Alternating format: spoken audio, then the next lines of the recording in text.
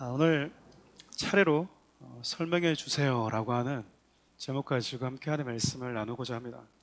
우리 지난 시간 말씀을 통해서 전하는 자와 하는 말씀을 듣는 자들이 가져야 되는 성경적인 자세, 모범적인 자세에 대해서 함께 살펴보았는데 몇 주 지났으니까 또 우리가 많이 새로워지지 않았겠습니까? 그렇죠. 우리의 이제 생각도 새로워지고 마음도 새로워지고 뇌도 새로워지고 간단하게 여러분 그 말씀을 조금 리마인드 해보면요, 말씀을 전하는 자는 그 어떤 전통과 선입견, 사람의 생각들보다 하나님이 내게 주시는 그 말씀을 있는 그대로 전하는 자세가 중요하다고 했습니다.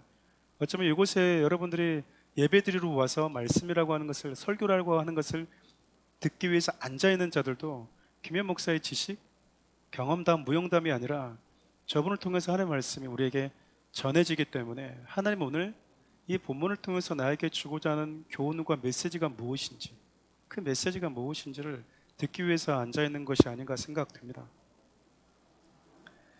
그래서 여러분, 말씀을 전하는 자는요, 가감없이 말씀을 전하는 게 너무나 중요합니다. 이 사람의 눈치, 저 사람의 눈치, 이런 상황들의 눈치를 보다 보면 하나님의 말씀을 대변해 주는 자가 아니라 분위기에 사로잡히는, 특정한 사람에게 사로잡히는 자들이 될 수 있기 때문에 그래요. 또한 여러분, 하나님의 말씀을 반대로 우리가 대하는 시간은요, 설교자가 아니라 하나님 앞에 있다라고 하는 자세를 갖는 게 참 중요합니다.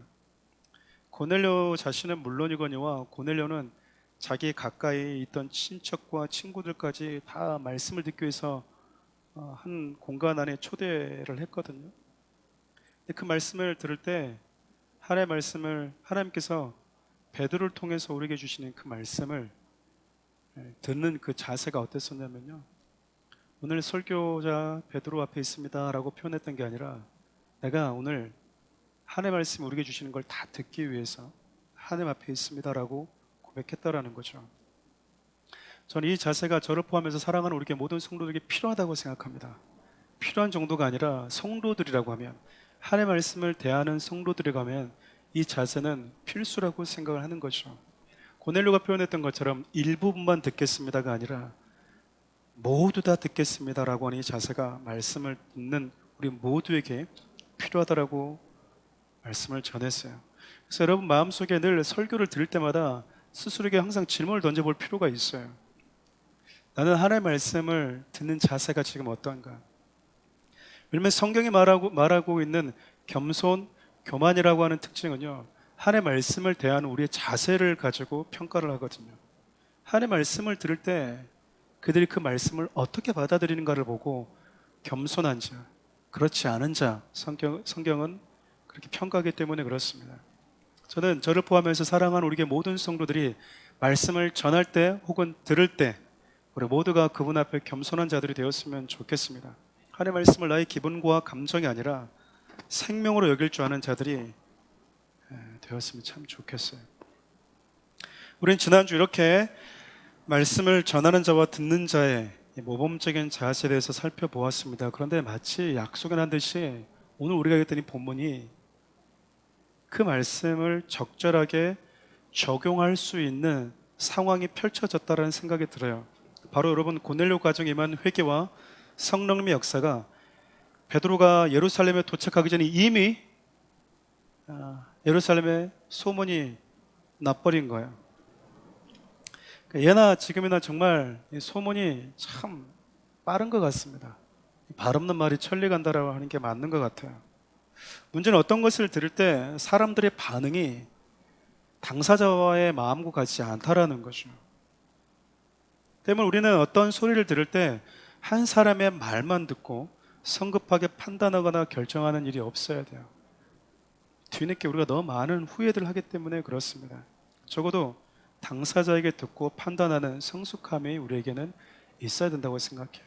더구나 여러분, 당사자에게 들었다 하더라도 하나님이 그 사건을 어떻게 바라보기를 원하시는가? 여러분, 그 시각을 갖는 게 그리스도는 아니겠습니까? 우리가 신앙생활을 하는 이유가 무엇이죠? 내 생각과 내 뜻을 버리고 주님의 생각, 주님의 마음, 주님의 시각을 가지겠다는 것 아니겠어요? 오늘 우리가 세례를 베풀었지만 세례라고 하는 것이 그런 의미거든요. 물은 죽음을 상징하거든요. 세례라고 하는 것은 그래서 예수를 믿기 이전에 예수 믿기 이전에 살아왔던 내 삶과는 완전히 이별하겠습니다라고 하는 거예요. 조금 더 무섭게 얘기하면 물에 잠기는 순간 사망 선고를 내는 거와 똑같거든요. 이게 여러분 실질적인 물로 세례를 받는 퍼포먼스 안에도 담겨져 있지만 우리가 성령으로 세례를 받게 된다. 즉 예수를 믿는 자들 안에 성령님이 들어오셔서 너는 이제 새로운 피조물이 되었다라고 하는 모든 성도들에게 공통적으로 추구되어야 되는 신앙이라는 거예요. 우리가 말씀을 듣는 시간도 마찬가지죠. 말씀을 듣는 시간은요, 내가 살아왔던 내 삶의 경험, 내가 옳다고 생각해왔던 삶의 기준과 하나님의 말씀이 충돌하는 시간입니다. 그럼 많이 충돌합니다. 내가 가져왔던 생각, 내가 만들어진 사고들은요, 나의 삶의 결과물이기도 하거든요. 내가 무엇을 많이 듣고 왔는지, 무엇에 내가 영향력과 권위를 부여해 왔는지의 어떤 상징이거든요. 근데 여러분 그것이 말씀을 듣는 시간에 계속 부딪히게 돼요. 나는 이게 맞다고 생각했는데, 이게 옳다고 생각했는데 그렇지 않다라고 하는 것, 하나님이 나의 생각과 다르다고 하는 것이 자꾸 부딪히고 그 안에서 나의 생각은 깨트려지고 가루가 되어지고 먼지처럼 사라지는 시간이 바로 말씀을 대하는 시간이거든요. 저는 오늘 고넬료 가정에 나타난 성령의 역사에 대해서 잘못 오해하고 있는 자들에게, 왜곡되게 알고 있는 자들에게 베드로가 보여주었던 그 모습들을 통해서 몇 가지 교훈들을 여러분과 나눠보고 싶습니다. 모두 알고 있다시피 여러분, 고넬료 가정에서 일어난 사건은요, 성령님께서 행하신 사건이잖아요. 베드로가 계획하고 나름대로 이 친구가 머릿속에서 가지고 있던 비전과 꿈, 그걸 실현하는 사건이 아니었고요, 전혀 예측하지 않고 있던, 아무 생각도 하고 있지 않던 베드로에게 일방적으로 성령님께서 나타나셔서 주도하셨던, 성령님께서 행하신 일이었다라는 겁니다. 여러분 동의하십니까? 근데 문제가 뭐냐면 여러분, 성령님께서 시작하셨고 계획하셨고 주도하셨고 그분이 아름다운 최종 결과물까지 내게 하신 역사였음에도 불구하고요, 누군가는 이 사건을 듣고 마음이 불편했다라는 거예요. 이 사실 참 놀랍지 않습니까? 어떻게 성령님께서 일으키신 역사를 보고도 이렇게 못마땅히 여기는 자들이 생겨날 수 있을까? 어떻게 그럴 수 있을까? 근데 여러분, 이런 일들이 교회 공동체 안에도 자주 일어난다라는 겁니다. 여러분, 특정한 공동체가 아니고 어느 공동체나 늘 이런 일들이 일어나더라고요. 여러분, 지금 일어나고 있는 일들, 경험했던 일들은 사도 베드로가 일으킨 일이 아니잖아요. 근데 여러분, 그 일은 사도 베드로가 직접 경험한 일이거든요. 그 현장에 있었던 사람은 지금 사도 베드로밖에 없어요. 고넬료와 고넬료 친인척들, 친구들을 제외하면 유대인들 가운데는 베드로 한 명밖에 없어요. 그런데 예루살렘 교회에 있었던 수많은 유대인들이 그 이방인과 함께 있었다라고 하는 그 이유 때문에 베드로를 통해서 하나님께서 어떤 일을 행하셨는지는 기억조차 하지 않고 있는 거죠. 말씀을 이렇게 읽다 보면 예나 지금이나 사람들이 좋아하는 것은 본질이 아닌 것 같아요. 그러니까 주님이 나에게 뭘 원하시는가라는 것을 가지고 다른 것을 다 잘라낼 수 있는 과감함이 없고, 주님이 나에게 지금 무엇을 원하시는가 보다는 한 영혼이 살아나고 회복되고 그리스도인이 되었는데도 불구하고 유대인인 베드로가 오늘 본문을 근거하면 왜 이방인인 고넬료와 함께 밥을 먹었냐, 지금 여러분 그걸 가지고 시비를 걸고 있는 거예요. 우리 3절 말씀 함께 읽어볼까요? 이르되 내가 무할라의 집에 들어가 함께 먹었다 하니. 여러분, 지금 저 질문을 보면 참 이렇게 마음에 한편 좀 안타깝지 않나요? 베드로를 통해서 그곳에서 어떤 하나님께서 일으키신 일들이 일어난지에 대해서 물어보지 않잖아요. 단지 뭘 물어보는 거죠? 너 유대인이잖아, 너 할례자잖아, 근데 왜 할례 행하지 않은 무할례자들이 있는 그 이방인들과 함께 밥을 먹었어? 여러분, 지금 그 불만에 하나님께서 일으키신 그 역사가 가려지고 있는 거예요. 하나님께서 지금 행하신 그 일이 내가 가지고 있는 선입견과 내가 버리지 못한 고정관념들로 인해서 가려지고 있는 거죠. 이런 불만들이 자꾸 쌓이다 보니까 고넬료와 함께 그 이방인들에게 수많은 영혼들이 세례를 받고 예수 그리스도를 믿겠다고 구원받은 백성이 된 그 기쁨에 이를 참여하고 있지 못해요. 여러분, 더 놀라운 것은요, 이렇게 불만을 토로하고 있는 분들이 꼭 성도들만이 아니었다라는 겁니다. 우리 1절부터 2절 말씀도 함께 읽어볼까요? 유대에 있는 사도들과 형제들이 이방인들도 하나님의 말씀을 받았다함을 들었더니 베드로가 예루살렘에 올라갔을 때 할례자들이 비난하여, 할례자들이 이렇게 비난하는데도 불구하고 유대에 있는 사도들과 형제들이 이 비난을 진화할 수 있는 힘이 없었다라는 거예요. 무슨 말일까요? 이들도 마음이 완전하게 썩 동의되지는 않는 불편함이 있었다라는 거예요. 같은 믿음 안의 사도인 베드로가 그 일을 했기 때문에 뭔가 있지는 않을까라고 고민은 했지만, 같은 지체들 안에서 이럴 수 있습니까? 이럴 수 있습니까? 어떻게 할례자가 무할례자와 함께 밥을 먹을 수 있습니까? 그럼 그 비난과 그 불만들을 이렇게 조용히 잠재우지는 못했다라는 거잖아요. 베드로를 통해서 지금 이방인들도 하나님을 믿고 믿음 안에 들어오고 있다고 하는 소식을 다 들었어요. 그러면 자연스럽게 우리는 어떤 마음을 가져야 될까요? 그리고 이 소식을 사도들도 같이 함께 예수님을 3년 반 동안 따라다녔다, 같은 성령을 받았던 사도들도 다 들었거든요. 베드로가 오늘 말씀을 보면 이제 이 상황에 대해서 나름대로 염려했던 것 같아요. 그래서 이 상황을 예루살렘 교회 성도들에게, 또 예루살렘 리더십들에게 보고하러 올라온 것 같습니다. 저는 이 모습도 참 중요하다고 생각해요. 우리 교회 성도님들이 가르쳐주지 않았는데 참 이렇게 가지고 있는 좋은 성향들 중에 하나가요, 목사님 제가 누구를 만나러 갔어요, 목사님 제가 무슨 일이 있었어요, 뜻하지 않게 목사님 이런 상황들이 있었는데 이런 일들이 벌어졌습니다 라고 그 기쁨을 나누는 분들이 참 많거든요. 특히 리더들은 더 이런 일을 참 자주 하십니다. 전 너무 중요하다고 생각하고요. 베드로 역시 자기 혼자서 이 일을 그냥 경험하고 끝내는 것이 아니라 예루살렘에 있는 지체들과 함께 나누기 위해서 올라오고 있어요. 이때 사람들이, 여러분 그러죠, 베드로 너무 수고했어. 많은 이들이 정말 힘들어하는 그 유대인과 이방인의 그 견고한 장벽을 가장 앞장서서 허물어 주고 있는 그 모습이 너무 자랑스러워. 역시 사도 베드로, 예수님의 수제자는 너무 정말 달라요. 당신을 통해 행하신 하나님의 그 놀라운 일들, 너무나 그 위대하신 일을 하나님을 찬양합니다 라고 했으면 얼마나 좋았겠어요. 그랬으면 얼마나 좋았겠어요. 근데 현실은요, 베드로 비난하기 바쁩니다. 수많은 영혼이 예수님의 이름으로 세례를 받고 구원받았는데 이 기쁨에 참여하고 있지를 않고 있다라는 거예요. 누가요? 리더들을 포함한 사람들이. 어쩌면 교회 붕을 가로막고 있는 자들이 저와 같은 목회자일 가능성이 있다고 생각돼요. 교회 중요한 직책을 맡고 있는 분들이 오히려 하나님의 말씀과 성령님의 역사를 역행하는 것에 일조하고 있다고 말하면 좀 확장된 표현일까요? 그래서 여러분, 교회 공동체 안에서는요, 특별히 무언가를 맡고 있는, 특별히 중직을 맡고 있거나 누군가의 크고 작은 리더십과 멘토 역할을 맡고 있다고 여겨지는 분들은요, 무언가를 보고 들을 때 그것이 하나님과 그분의 말씀과 방향을 같이 하는지 늘 들여다볼 필요가 있어요. 왜냐하면 여러분, 이런 불만이 표출되지 않는다 하더라도 하나하나 쌓이다 보면요, 어느 순간 여러분 진짜 뒷산도 다 태워버릴 수 있는 그 강한 분노로 나타나게 되거든요.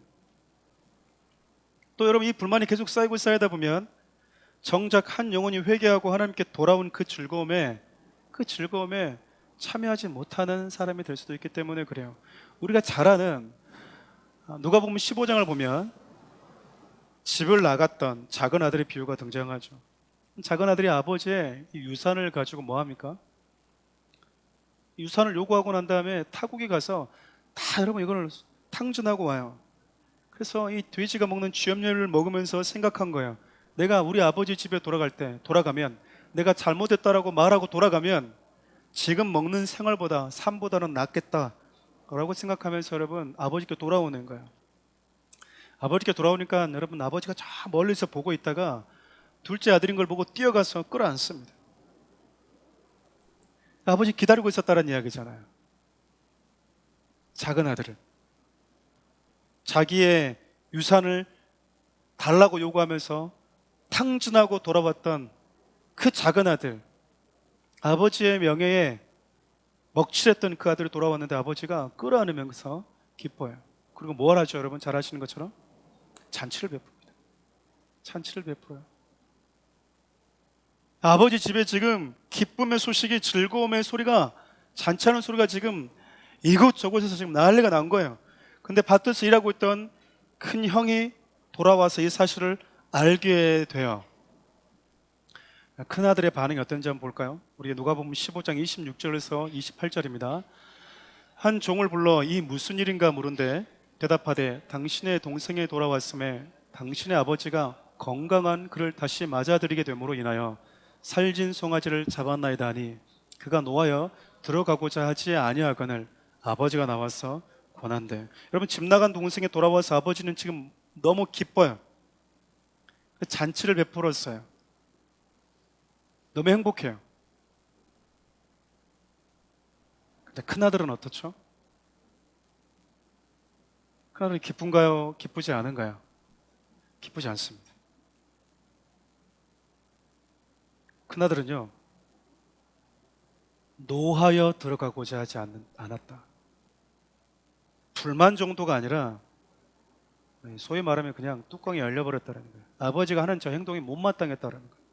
열받았다 그 말이에요. 화가 치밀어 올랐다 그 말이에요.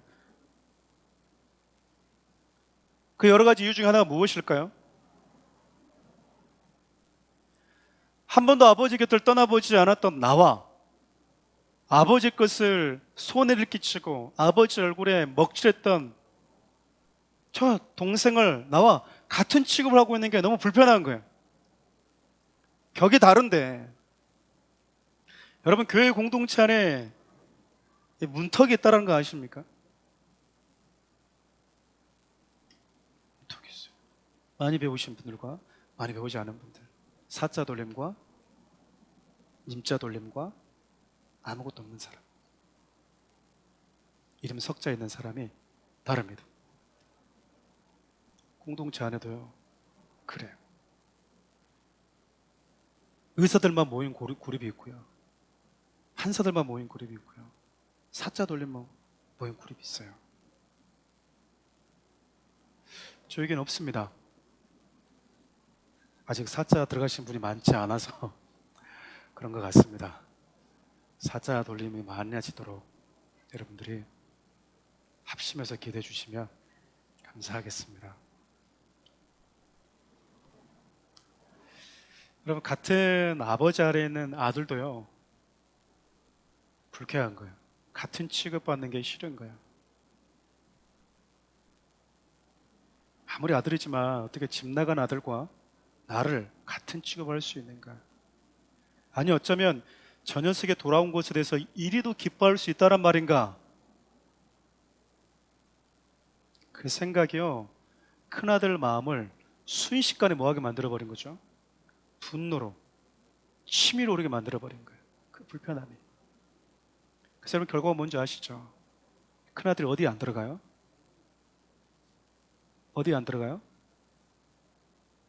아버지가 있는 곳으로 안 들어가요. 기쁨의 자리에. 참 여러분 이게 우리를 참 마음 무겁게 하고 때로는 힘들게 하는 게 바로 이거예요. 저 기쁨의 잔치에 안 들어가고 싶거든요. 왜? 누가 있으니까. 누가 있으니까요. 집 나간 동생이 있으니까. 근데 저게 누가 있어요? 아버지가 거기 있어요.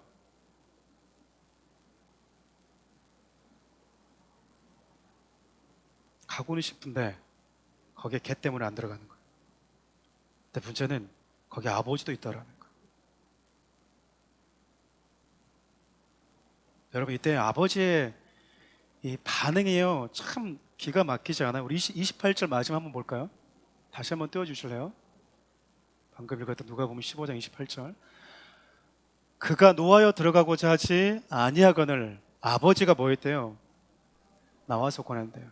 그래, 삐져있든지 말든지 알아서 해라. 들어오지 마! 이렇게 한 게 아니고요. 권했대요. 들어오라고. 근데 여러분, 마지막에 어떻게 끝난 줄 아세요? 그날에 들어왔대요, 안 들어왔대요? 그날에 들어왔을까요, 안 들어왔을까요? 성경이 침묵하고 있습니다. 모릅니다. 결과는 우리 몫이 아니라는 거예요.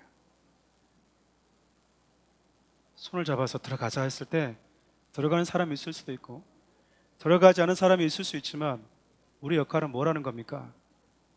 그 기쁨에 잠시 나는 좀 내려놓고 나가서 권하는 거예요.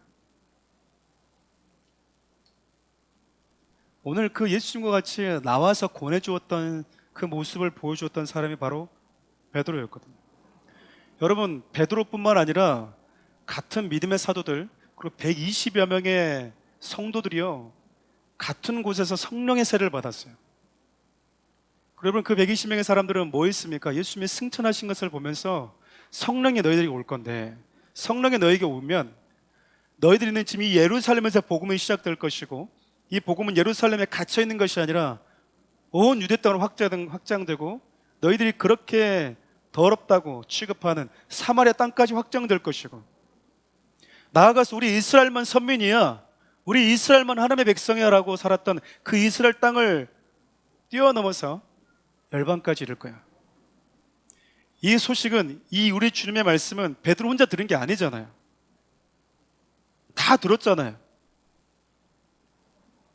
뿐만 아니라 여러분, 예루살렘에 살았던 그 정통적인, 예루살렘을 중심으로 살았던 그 정통적인 이스라엘 사람이었던 제자들조차도 우리 주님과 함께 사마리아라고 하는 성에 들어가 본 적이 있었잖아요. 그런데도 여러분, 유대인들의 전통과 선입견은요 예수님의 발걸음, 오순절 성령님의 오심에도 경고에 깨지지 않고 남아 있었던 것 같아요. 여러분, 이렇게 무서운 거예요. 내 고집과 나의 선입견과 각 나라마다 가지고 있는 각 공동체마다 가지고 있던 우리 교회는 이렇습니다 라고 하는 그 편견들이요 하나님의 말씀보다도 더 우위에 있을 때가 있어요. 예수님 당시에는 여러분, 그들이 예수의 말씀을 좀 더 잘 지켜보겠다라고 만들었던 장로 유전이 오히려 하나님의 말씀을 방해하는 것들이 되어 있었다고 하잖아요. 여러분, 저는 사랑하는 우리 교회가 좀 자유로운 교회가 되었으면 좋겠습니다. 성령님 이끄시는 자유로운 교회. 자유로운 교회라고 하는 것은 내 하고 싶은 대로 하는 게 아니에요. 내 마음대로 하고 싶은 게 아니에요. 뭐 오고 싶으면 오고, 뭐 기도하고 싶으면 하고, 뭐 찬양하고 싶으면 하고, 나 기분 나쁘니까 뭐 안 하고, 이게 아니고요. 성경이 말하는 자유롭다고 하는 것은 진리 안에 거하는 거예요. 성령이 말하고 있는 자유롭다라고 하는 것은요 성령님과 같은 마음을 가지고 하나님과 같은 시선을 갖는 거예요. 여러분, 사랑하는 것만 선택이 아니고 사랑하지 않겠다고 하는 것도 내가 선택한 거거든요. 내가 나가겠다고 하는 것도 선택이지만 나가지 않고 있겠다고 하는 것도 선택이에요. 주님의 눈과 같은 곳을 바라보겠다라고 하는 것도 선택이지만 그러지 않는 것도 선택입니다. 선악과를 먹지 않는 것도 선택이지만 먹는 것도 선택이에요. 먹는 것만 선택이 아니라 여러분, 먹지 않기로 결정하는 것도 선택이거든요. 근데 여러분, 어떤 선택이 나를 살게 하는가? 어떤 선택이 나를 자유롭게 했는가? 먹는 선택이 나를 자유롭게 했나요? 하나님의 말씀을 지키겠다고 하는 그 선택이 나를 자유롭게 한 거거든요. 나의 가고서는 모든 기준이 나의 선입견과 시대의 요구 사항이 아니라 진리의 말씀이 되었으면 좋겠어요. 목사님, 요즘 시대는 이렇게 합니다라고 저에게 말하지 마십시오. 저 모르는 거 아닙니다. 오히려 성경은 이렇게 말합니다라고 저에게 얘기해 주십시오. 목사님, 성경은 이렇게 말하고 있는 것 같은데 목사님 어떻게 생각하십니까? 그렇게 저에게 말씀해 주세요. 여러분, 이런 선입견에 사로잡혀 있던 예루살렘에 있는 유대인들, 그 성도들은요 한 영혼이 돌아오고 한 가정에 돌아온 그 본질적인 이슈에 대해서는 다 침묵하고 있잖아요. 여러분, 이때 베드로가 어떻게 했다고요? 그 불만과 분노가 치밀어 오르는 그 큰아들이 있는 곳으로 나와서 권해주었던 그 아버지처럼 베드로가요, 야, 나 베드로야, 내가 지금 말을 안 하려고 했는데 서열을 아직까지 모르는 것 같아. 가장 내가 같이 그렇게 밥 먹고 이렇게 하니까 우리가 뭐 좀 같은 레벨인 줄 아나 봐. 니들 뭘 안다고 지금 까보고 있어. 니들 내가 아는 영적 세계를 알아? 내가 가봤던 그 영적인 마인드를 길 네가 가본 적이 있어? 그 모르면 좀 가만히 좀 있어. 좀 시킨 대로 해 라고 말하지 않았다라는 거예요. 그렇게 말하지 않았다라는 겁니다. 이렇게 말하면 안 돼요. 여러분, 베드로는 여러분 예루살렘 교회 공동체의 최고 리더십이에요. 예수님이 수제자라고 하잖아요. 그런 베드로가 뭐 하는지 아십니까? 하나하나 차근차근 설명해줘요. 우리 4절 읽어볼까요?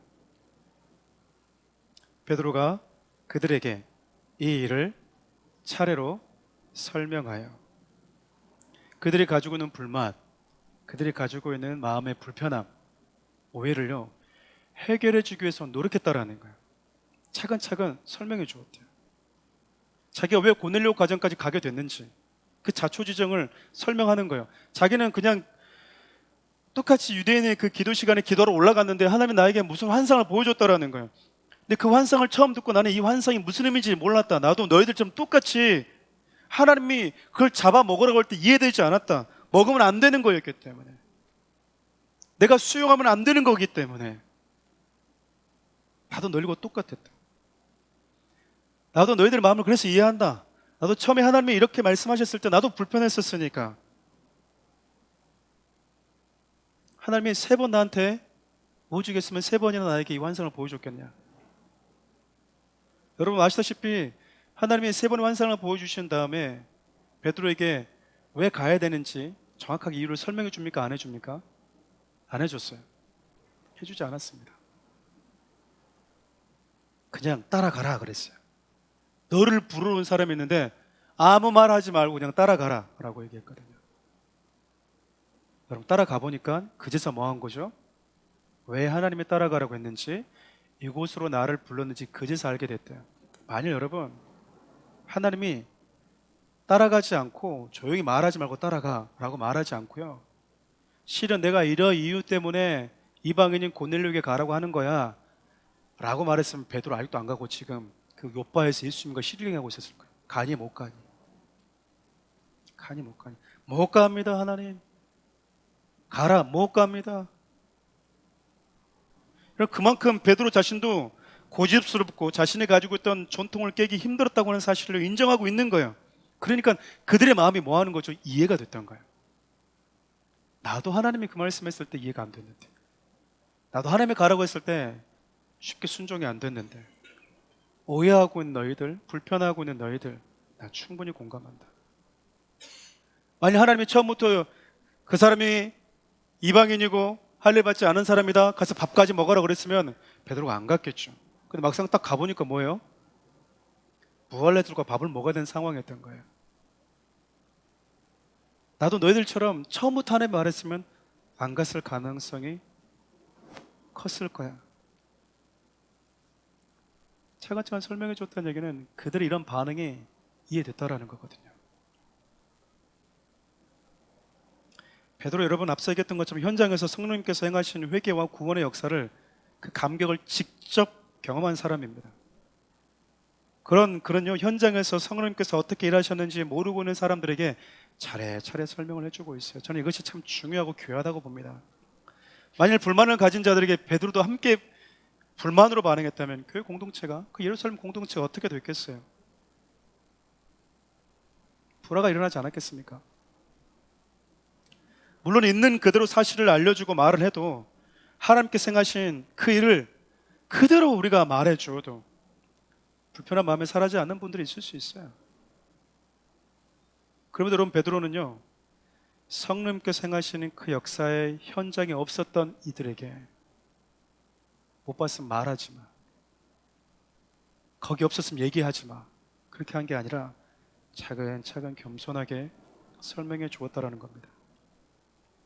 이것이 앞서서 누군가보다 먼저 무엇인가를 경험한 사람들에게 보여줘야 되는 신앙의 모습이에요.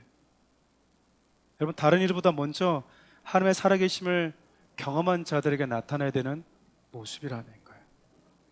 여러분 누군가보다 먼저 신앙을 경험하셨습니까? 먼저 다른 이들이 가보지 않은 그 영적 세계를 성령님과 함께 먼저 맛보셨습니까? 좀 겸손하셔야 돼요. 그 신앙이 아니에요, 여러분. 그것은요, 나와 동일하게 이 경험을 할 자들을 보다 먼저 앞서 경험시켜 준 것 뿐이에요. 먼저 앞서 경험시켜 준 것 뿐이에요. 그 앞선 경험 자체가 신앙이 아니다 그 말이에요. 신앙의 성숙도를 가늠짓는 게 아니다 그 말입니다. 근데 우리는 다른 사람이 경험하지 않은 걸 경험하면 되게 믿음이 좋다고 생각을 해요. 그렇지 않습니다. 믿음은요, 말씀에 대한 반응이에요. 그 사람보다 여러분 많이 몰라도 믿음이 더 좋을 수 있어요. 많이 경험하지 않아도 더 믿음이 좋을 수 있다니까요. 자주 이런 표현들 제가 쓰지 않습니까? 우리 할머니 세대를 보십시오. 제가 살았던 곳에서 권사님들이 성경을 글을 못 읽는 분들이 많았다니까요. 제 할머님도 글을 모르셨거든요. 근데 누구보다 찬송을 크게 하셨고요. 하나님 말씀을 그냥 믿었습니다. 그러면 성경 읽을 줄 알고 많은 지식이 있으면, 더 많은 걸 알고 있으면 글을 모르는 권사님보다 믿음이 좋은 걸까요? 택도 없는 소리입니다. 그래서 여러분 무언가를 경험했을 때 늘 겸손해야 되는 거예요. 늘 조심해야 되는 겁니다. 누군가보다 무언가를 앞서 경험한 사람들은 늘 자기 자신을 돌아보지 않으면 안 되는 거예요. 단지 누군가를 위해서 먼저 모두가 걸어와야 될 길을 하나님이 나로 하여금 먼저 경험케 하셨다. 길을 닦는 자로 먼저 보내셨다라고 하는 그 마음이 먼저 경험한 자들이 참 중요하다라는 겁니다. 여러분 더불어서 그 앞선 경험한 자들이 설명을 해줄 때요,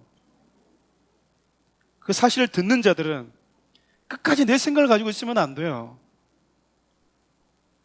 그 오해의 감정을 끝까지 붙들고 있으면 안 돼요.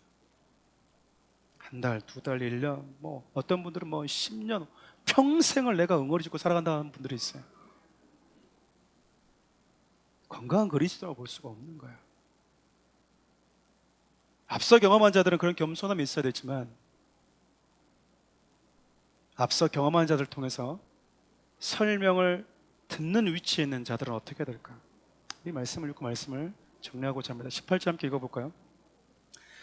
그들이 말을 듣고 잠잠하여 하나님께 영광을 돌려 이르되 그러면 하나님께서 이방인에게도 생명 얻는 회개를 주셨도다 하니라. 어떻게 반응하죠? 이 말을 듣고요, 다 조용한 거야. 이 말은 아무 말 하지 않았다는 게 아니라 더 이상 너 왜 그건 그러고 아니 그건 그러고 이 사람아 근데 왜 다 좋은데 그러니까 무할레자가 무할레 집에 가서 밥을 먹었냐 그 말이야. 그것까지 그거 안 했으면 참 좋았을 텐데 왜 굳이 그걸 했어 이 사람아. 내가 말하고 싶은 건 그거야. 말하지 않았다는 거예요. 더 이상 하고 싶은 얘기 하지 않았다는 거예요. 아니 내 말은 다 좋은데 이것만 했으면 100점? 아니 200점. 근데 이게 들어가서 오게 튀었다라는 건데 이 얘기 좀 하고 안 했다는 얘기예요 제가. 뭐 있대요? 하나님께 영광을 돌렸대. 여러분 내가 하고 싶은 말이 있을 때는 영광이 안 나와요. 내 안에 불만이 있을 때는요 하나님께 찬양이 안 나옵니다. 그래도 좀 그렇지 않나? 이러고 마침표를 찍고 끝내는 자가 있고요, 내 불만이 마침표가 아니라 쉼표가 되어서 그렇구나 하나님께서 이런 일까지 행하셨구나라고 하는 그것을 마침표로 찍는 지혜로운 자와는 결과가 다르잖아요. 오해할 수 있고요, 일하는 절차와 방식에서 우리가 다를 수 있고요, 꼭 그런 방식으로 일을 했어야만 되는가, 그런 불만을 가질 수도 있어요. 하지만 하나님의 말씀이 선포되어지고 설명되어지면 나의 고집과 잘못된 선입견과 감정을 내려놓고 잠잠할 필요가 있습니다. 생각나지 않았겠습니까? 예수님이 주셨던 그 말씀이. 그 예수님과 함께 살아생전에 예수님이 사마리아는 가면 안 되는데요, 사마리아는 우리가 가로질러 가지도 않는데 실수로 땅을 밟으면 발에 먼지를 털어버릴 정도로 부정한 땅인데 우리 주님이 그 사마리아까지 가셨던 그 주님과 함께 했던 추억들 기억나지 않았겠어요? 성령께서 자기들의 언어를 움직이셔서 히브리어가 아니라 말도 알아먹을 수 없는 이방 땅의 언어들을 자기 입의 언어로 주셨던 그 기억, 그 말씀들이, 그 성령의 체험들이 기억나지 않았겠어요? 그러니까 뭐 하는 거죠? 자기 생각과 자기 안에 있는 불편함과 분노가 눈녹듯 사라지는 거예요. 사랑하는 우리 성도 여러분, 오늘 말씀은 같은 하나님의 나라를 바라보고 걸어가는 믿음의 공동체인 저와 여러분 모두에게 참 중요한 메시지를 주고 있다고 생각합니다. 왜냐하면 같은 예수님을 믿고 있거든요. 우리가 같은 하나님을 같은 아버지라고 부르고 있어요. 같은 세례를 받은 자들이거든요. 같은 하나님의 나라를 위해서 때로는 내 힘과 내 에너지와 내 시간과 하나님이 주신 물질까지 쏟아놓으면서까지 우리가 일을 하고 있거든요. 가치 있게 여기면서. 근데도 불구하고 우리 안에는 먼저 가본 사람, 그 길을 가고 있는 사람, 아직 출발도 안 한 사람, 다양한 사람들이 함께 섞여 있기 때문에 베드로 같은 현장에서 무언가를 먼저 앞서 경험한 자들이 있는가 반면 예루살렘 교회 공동체 안에서 무언가를 듣고 있는 위치에 우리 모두는 함께 있을 수 있기 때문에 그래요.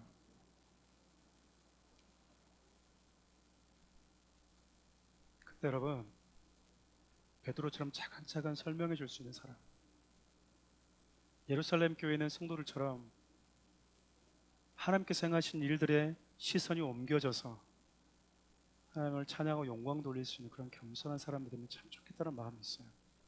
예루살렘 교회 공동체 안에 문제가 없었던 게 아니잖아요. 늘 이러한 일들이, 갈등들이, 불만들이 일어날 수 있거든요.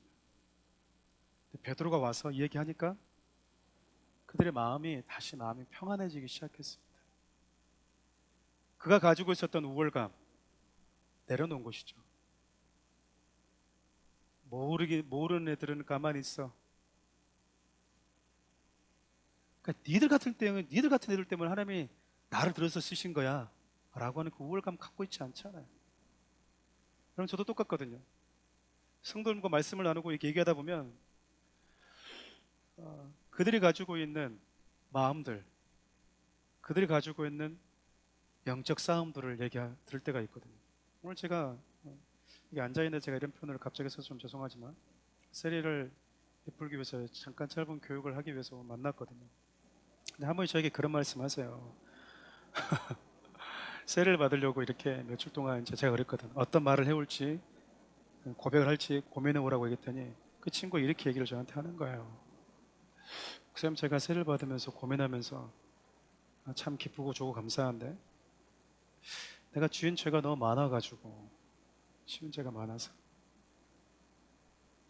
내가 죄를 짓지 않고 살 수 있을까 두렵고 고민이 된다는 거예요. 근데 그 고민은 지금 제가 하고 있는 고민이거든요. 지금도 제가 하고 있는 고민이고 앞으로도 하고 있는 제 고민이거든요. 여러분, 사랑하기 때문에 죄와 싸우는 거거든요. 사랑하기 때문에 여러분, 사랑하는 사람이 하지 말라는 걸 안 하는 거예요. 신앙이라고 하는 것은 그래서 아주 심플한 겁니다. 하나님이 좋아하면 나도 좋아하고요, 하나님이 싫어하면 그냥 하지 않는 거예요.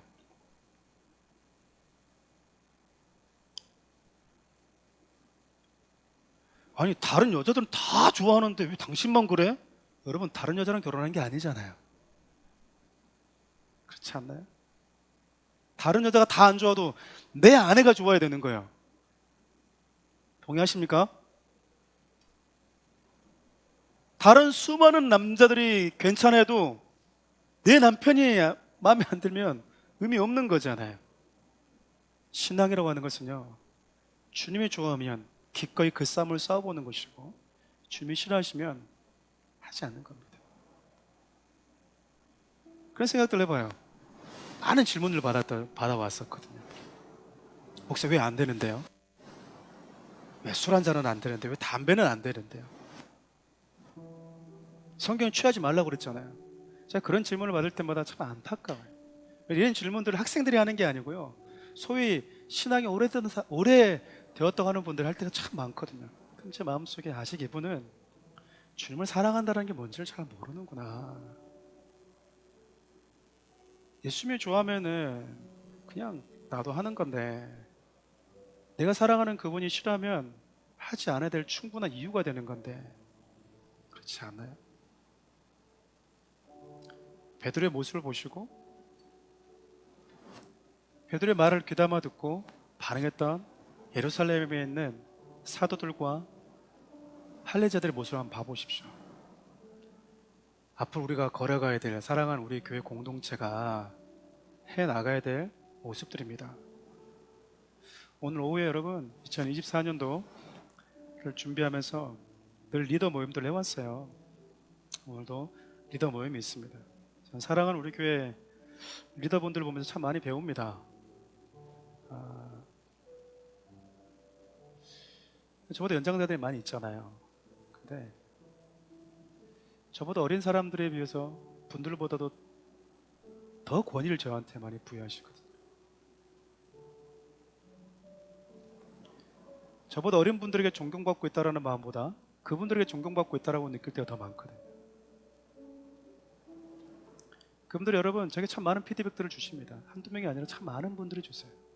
목사님 이렇게 하면 어떨까 이렇게 하면 어떨까. 근데 여러분 그분들이 그 피드백을 할 때 약속을 한 듯이 그분들이 공통적으로 저에게 하는 말이 있어요. 목사님 저희가 우리 목사님 사랑하고 신뢰하는 거 아시죠? 말씀드린 것은 저의 의견이고 목사님 기도하면서 결정하시면 저는 언제든 기쁜 마음으로 따를 준비가 되어 있습니다. 이 말을 여러분 10명 똑같이 하세요.